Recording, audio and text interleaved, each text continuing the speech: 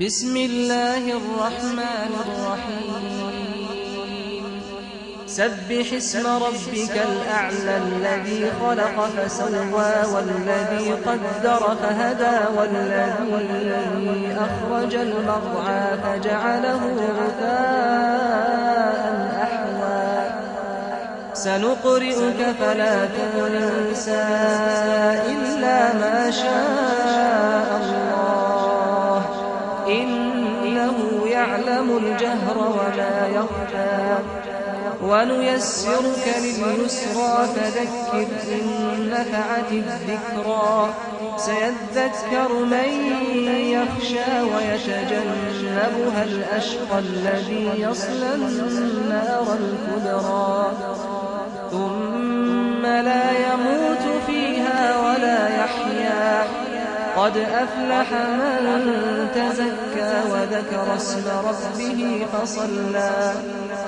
بل تؤثرون الحياة الدنيا والآخرة خير وأبقى إن هذا لفي الصحف الأولى صحف إبراهيم وموسى بسم الله الرحمن الرحيم حاميم والكتاب المبين إنا أنزلناه في ليلة مباركة إنا كنا منذرين فيها يفرق كل أمر حكيم أمرا من عندنا إنا كنا مرسلين رحمة من ربك إنه هو السميع العليم رب السماوات والأرض وما بينهما إن كنتم موقنين لا إله إلا هو يحيي ويميت ربكم ورب آبائكم الأولين بل هم في شك يلعبون فارتقب يوم تأتي السماء بدخان مبين يغشى الناس هذا عذاب أليم ربنا اكشف عنا العذاب إنا مؤمنون أنى لهم الذكرى وقد جاءهم رسول مبين ثم تولوا عنه وقالوا معلم مجنون إنا كاشف العذاب قليلا إنكم عائدون يوم نبطش البطشة الكبرى إنا منتقمون ولقد فتنا قبلهم قوم فرعون وجاءهم رسول كريم أن أدوا إلي عباد الله إني لكم رسول أمين وأن لا تعلوا على الله إني آتيكم بسلطان مبين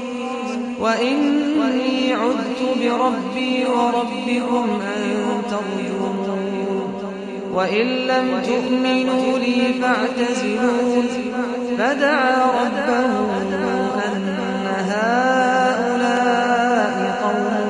مجرمون فأسر بعبادي ليلا إنكم متبعون واترك البحر رهوا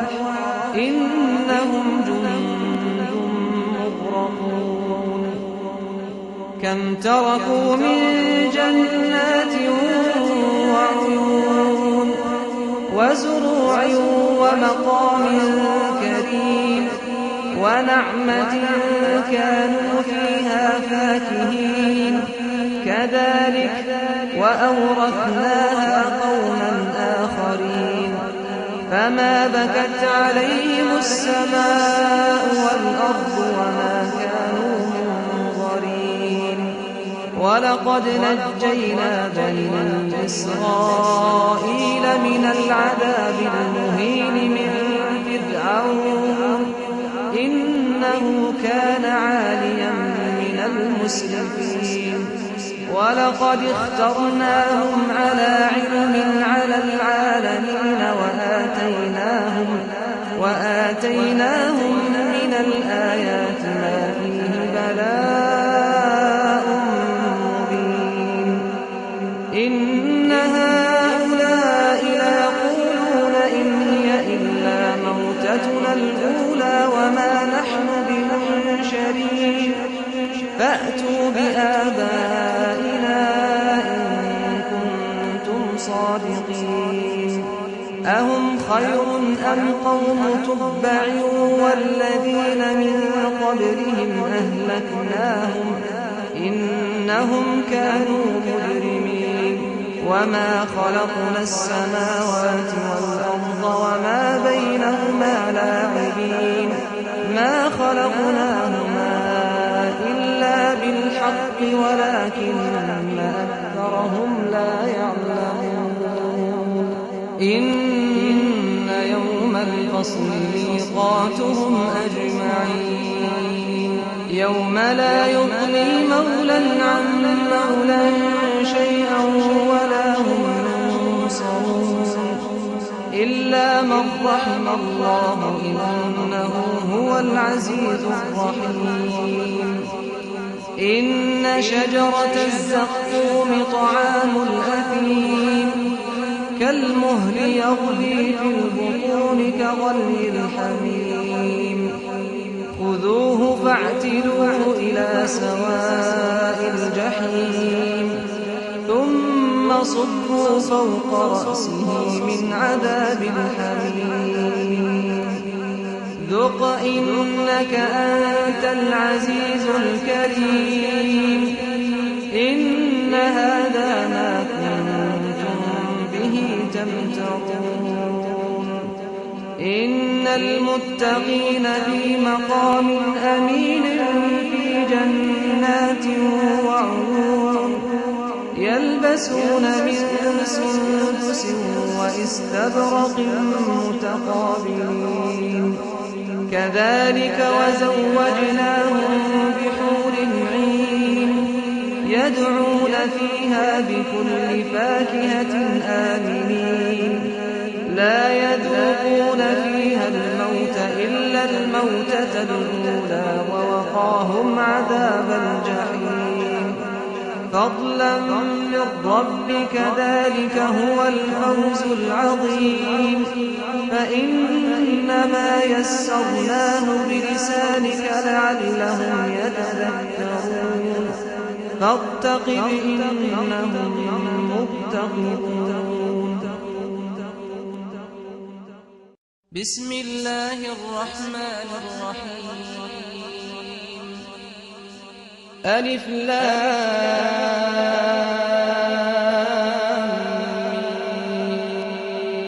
را تلك آيات الكتاب والذي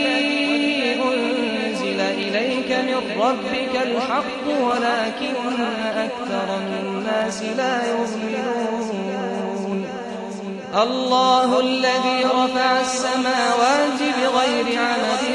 ترونها ثم استوى على العرش وسخر الشمس والقمر كل يجري لأجل مسمى يدبر الأمر يفصل الآيات لعلكم بلقاء ربكم توقنون وهو الذي مد الأرض وجعل فيها رواسي وأنهارا ومن كل الثمرات جعل فيها زوجين اثنين يغشي الليل النهار إن في ذلك لآيات لقوم يتفكرون وفي الأرض قطع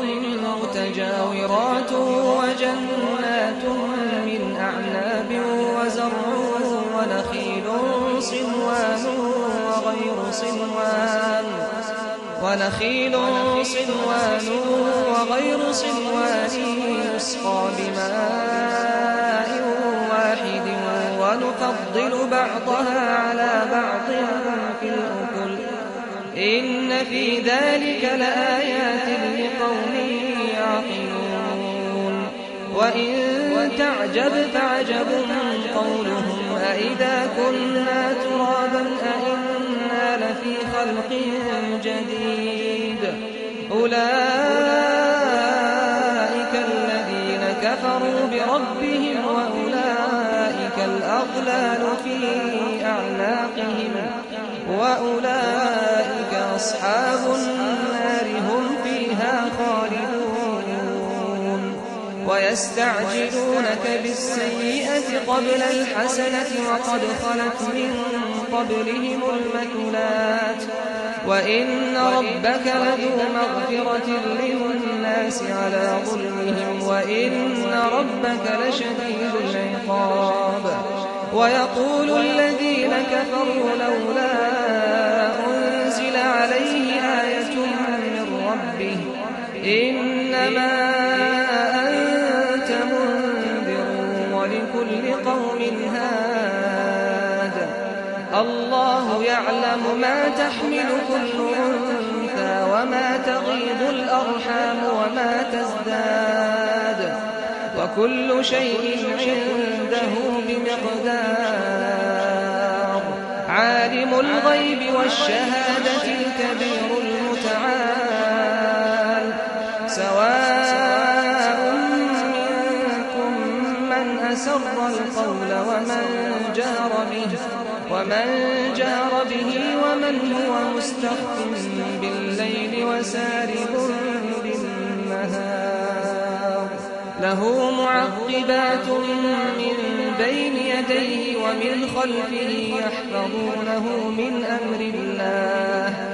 إن الله لا يغير ما بقوم حتى يغيروا ما بأنفسهم وإذا أراد الله بقوم سوءا فلا مرد له وما لهم من دونه من وال هو الذي يريكم البرق خوفا وطمعا وينشئ السحاب الثقال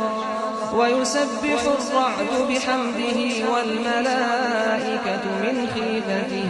ويرسل الصواعق فيصيب بها من يشاء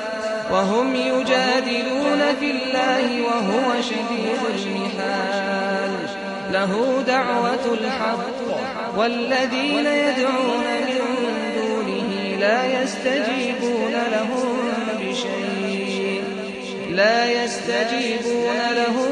بشيء إلا كباسط كفيه إلى الماء ليبلغ فاه وما هو ببالغه وما دعاء الكافرين إلا في ضلال ولله يسجد من في السماوات والأرض طوعا وكرها وظلالهم بالغدو والآصال قل من رب السماوات والأرض قل الله قل أفاتخذتم من دونه أولياء لا يملكون لأنفسهم نفعا ولا ضرا قل هل يستوي الأعمى والبصير أم هل تستوي الظلمات والنور أم جعلوا لله شركاء خلقوا كخلقه فتشابه الخلق عليهم قل الله خالق كل شيء وهو الواحد القهار أنزل من السماء ماء فسالت أودية بقدرها فاحتمل السيل زبدا رابيا ومما يوقدون عليه في النار ابتغاء حلية أو متاع زبد مثله كذلك يضرب الله الحق والباطل فأما الزبد فيذهب جفاء وأما ما ينفع الناس فيمكث في الأرض كذلك يضرب الله الأمثال للذين استجابوا لربهم الحسنى والذين لم يستجيبوا له لو أن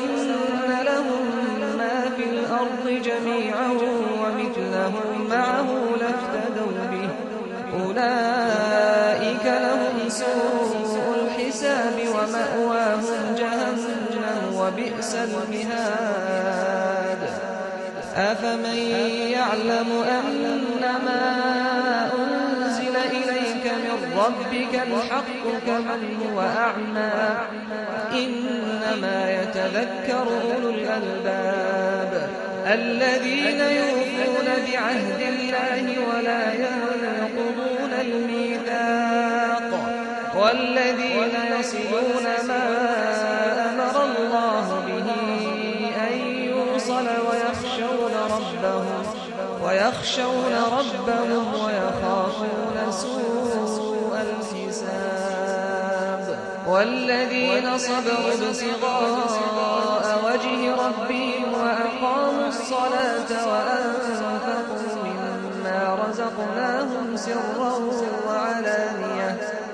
وأنفقوا مما رزقناهم سرا وعلانية ويدرؤون بالحسنة السيئة أولئك لهم عقبى الدار جنات عدن يدخلونها ومن صلح من آبائهم وأزواجهم وذرياتهم والملائكة يدخلون عليهم من كل باب سلام عليكم بما صبرتم فنعم عقبى الدار والذين ينقضون عهد الله من بعد ميثاقه ويقطعون ما أمر الله به أن يوصل ويفسدون في الأرض أولئك لهم اللعنة ولهم سوء الدار الله يبسط الرزق لمن يشاء ويقدر وفرحوا بالحياة الدنيا وما الحياة الدنيا في الآخرة إلا متاع ويقول الذين كفروا لولا أنزل عليه آية من ربه قل إن الله يضل من يشاء ويهدي إليه من أناب الذين آمنوا وتطمئن قلوبهم بذكر الله ألا بذكر الله تطمئن القلوب الذين آمنوا وعملوا الصالحات طوبى لهم وحسن مآب كذلك أرسلناك في أمة قد خلت من قبلها لتتلو عليهم الذي أوحينا إليك وهم يكفرون بالرحمن قل هو ربي لا إله إلا هو عليه توكلت وإليه متاب ولو أن قرآنا سيرت به الجبال أو قطعت به الأرض أو كلم به الموتى بل لله الأمر جميعا أفلم ييأس الذين آمنوا أن لو يشاء الله لهدى الناس جميعا ولا يزال الذين كفروا تصيبهم بما صنعوا قارعة أو تحل قريبا من دارهم حتى يأتي وعد الله إن الله لا يخلف الميعاد ولقد استهزئ برسل من قبلك فأمليت للذين كفروا ثم أخذتهم فكيف كان عقاب أفمن هو قائم على كل نفس بما كسبت وجعلوا لله شركاء قل سموهم أم تنبئونه بما لا يعلم في الأرض أم بظاهر من القول بل زين للذين كفروا مكرهم وصدوا عن السبيل ومن يضلل الله فما له من هاد لهم عذاب في الحياة الدنيا ولعذاب الآخرة أشق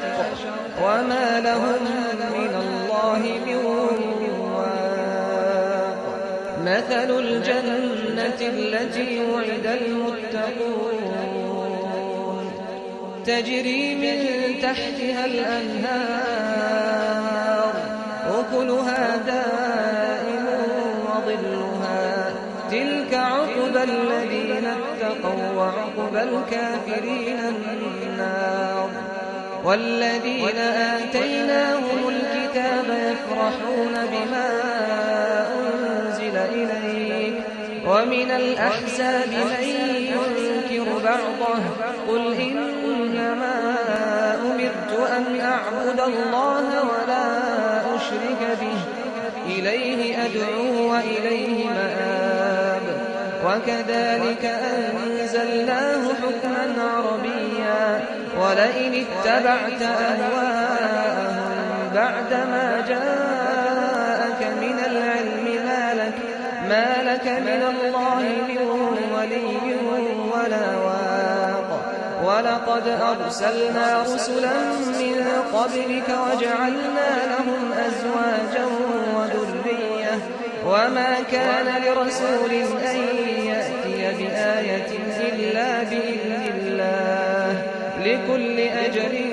كتاب يمحو الله ما يشاء ويثبت وعنده أم الكتاب وإما نرينك بعض الذي نعدهم أو نتوفينك فإنما عليك البلاغ وعلينا الحساب أولم يروا أنا نأتي الأرض ننقصها من أطرافها والله يحكم لا معقب لحكمه وهو سريع الحساب وقد مكر الذين من قبلهم فلله المكر جميعا يعلم ما تكسب كل نفس وسيعلم الكفار لمن عقبى الدار ويقول الذين كفروا لست مرسلا قل كفى بالله شهيدا بيني وبينكم ومن عنده علم الكتاب بسم الله الرحمن الرحيم الحمد لله فاطر السماوات والأرض جاعل الملائكة رسلا أولي أجنحة مثنى وثلاث ورباع يزيد في الخلق ما يشاء إن الله على كل شيء قدير ما يفتح الله للناس من رحمة فلا ممسك لها وما يمسك فلا مرسل له من بعده وهو العزيز الحكيم يا أيها الناس اذكروا نعمة الله عليكم هل من خالق غير الله يرزقكم من السماء والأرض لا إله إلا هو فأنى تؤفكون وإن يكذبوك فقد كذبت رسل من قبلك وإلى الله ترجع الأمور يا أيها الناس إن وعد الله حق فلا تغرنكم الحياة الدنيا ولا يغرنكم ينهاكم بالله الغرور إن الشيطان لكم عدو فاتخذوه عدوا إنما يدعو حزبه ليكونوا من أصحاب السعير الذين كفروا لهم عذاب شديد والذين آمنوا وعملوا الصالحات لهم مغفرة وأجر كبير أفمن زين له سوء عمله فرآه حسنا فإن الله يضل من يشاء ويهدي من يشاء فلا تذهب نفسك عليهم حسرات إن الله عليم بما يصنعون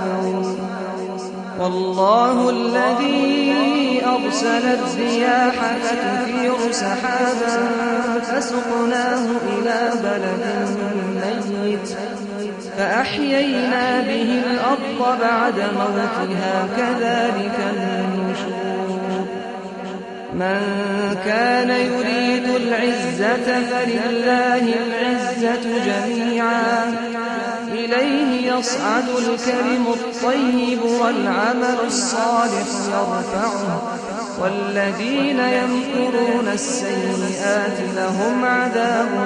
شديد ومكر أولئك هو يبور والله خلقكم من تراب ثم من نطفة ثم جعلكم أزواجا وما تحمل من أنثى ولا تضع إلا بعلمه وما يعمر من معمر ولا ينقص من عمره إلا في كتاب إن ذلك على الله يسير وما يستوي البحران هذا عذب فرات سائغ شرابه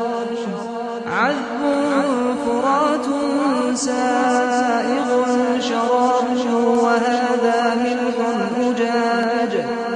ومن كل تأكلون لحما طريا وتستخرجون حلية تلبسونها وترى الفلك فيه مواخر لتبتغوا من فضله ولعلكم تشكرون يولج الليل في النهار ويولج النهار في الليل وسخر الشمس والقمر كل يجري لأجل مسمى ذلكم الله ربكم له الملك والذين تدعون من دونه ما يملكون من قطمير إن تدعوهم لا يسمعوا دعاءكم ولو سمعوا ما استجابوا لكم ويوم القيامة يكفرون بشرككم ولا ينبئك مثل خبير يا أيها الناس أنتم الفقراء إلى الله والله هو الغني الحميد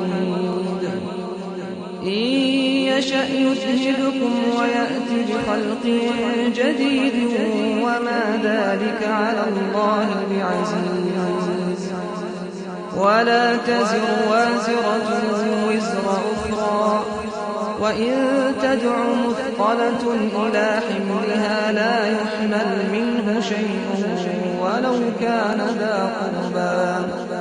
إنما تنذر الذين يخشون ربهم بالغيب وأقاموا الصلاة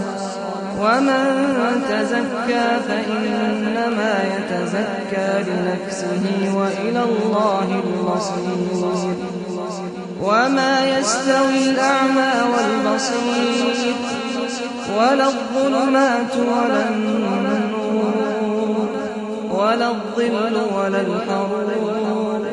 وما يستوي الأحياء ولا الأموات إن الله يسمع من يشاء وما أنت بمسمع من في القبور إن أنت إلا نذير إنا أرسلناك بالحق بشيرا ونذيرا وإن من أمة إلا خلا فيها نذير وإن يكذبوك فقد كذب الذين من قبلهم جاءتهم رسلهم بالبينات وبالزبر وبالكتاب المنير ثم أخذت الذين كفروا فكيف كان نكير ألم تر أن الله أنزل من السماء ماء فأخرجنا به ثمرات مختلفا ألوانها ومن الجبال جدد بيض وحمر مختلف ألوانها وغرابيب سود ومن الناس والدواب والأنعام مختلف ألوانه كذلك إنما يخشى الله من عباده العلماء إن الله عزيز غفور إن الذين يتلون كتاب الله وأقاموا الصلاة وأنفقوا مما رزقناهم سرا وعلانية يرجون تجارة لن تبور ليوفيهم أجورهم ويزيدهم من فضله إنه غفور شكور والذي أوحينا إليك من الكتاب هو الحق مصدقا لما بين يديه إن الله بعباده لخبير بصير ثم أورثنا الكتاب الذين اصطفينا من عبادنا فمنهم ظالم لنفسه ومنهم مقتصد ومنهم سابق بالخيرات بإذن الله ذلك هو الفضل الكبير جنات عدن يدخلونها يحلون فيها من أساور من ذهب ولؤلؤا ولباسهم فيها حرير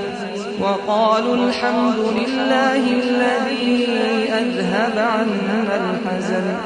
إن ربنا لغفور شكور الذي أحلنا دار المقامة من فضله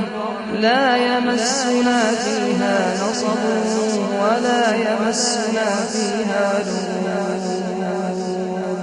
والذين كفروا لهم نار جهنم لا يقضى عليهم فيموتوا ولا يخفف عنهم من عذابها كذلك نجزي كل كفور وهم يصطرخون فيها ربنا أخرجنا نعمل صالحا غير الذي كنا نعمل أولم نعمركم ما يتذكر فيه من تذكر وجاءكم النذير فذوقوا فما للظالمين من نصير إن الله عالم غيب السماوات والأرض إنه عليم بذات الصدور هو الذي جعلكم خلائف في الأرض فمن كفر فعليه كفره ولا يزيد الكافرين كفرهم عند ربهم إلا مقتا ولا يزيد الكافرين كفرهم إلا خسارا قل أرأيتم شركاءكم الذين تدعون من دون الله أروني ماذا خلقوا من الأرض أم لهم شرك في السماوات أم آتيناهم كتابا فهم على بينة منه بل إن يعد الظالمون بعضهم بعضا إلا غرورا إن الله يمسك السماوات والأرض أن تزولا ولئن زالتا إن أمسكهما من أحد من بعده إنه كان حليما غفورا وأقسموا بالله جهد أيمانهم لئن جاءهم نذير ليكونن أهدى من إحدى الأمم فلما جاءهم نذير ما زادهم إلا نفورا استكبارا في الأرض ومكر السيء ولا يحيق المكر السيء إلا بأهله فهل ينظرون إلا سنة الأولين فلن تجد لسنة الله تبديلا ولن تجد لسنة الله تحويلا أولم يسيروا في الأرض فينظروا كيف كان عاقبة الذين من قبلهم وكانوا أشد منهم قوة وما كان الله ليعجزه من شيء في السماوات ولا في الأرض إنه كان عليما قديرا ولو يؤاخذ الله الناس بما كسبوا ما ترك على ظهرها من دابة ولكن يؤخرهم إلى أجل مسمى فإذا جاء أجلهم فإن الله كان بعباده بصيرا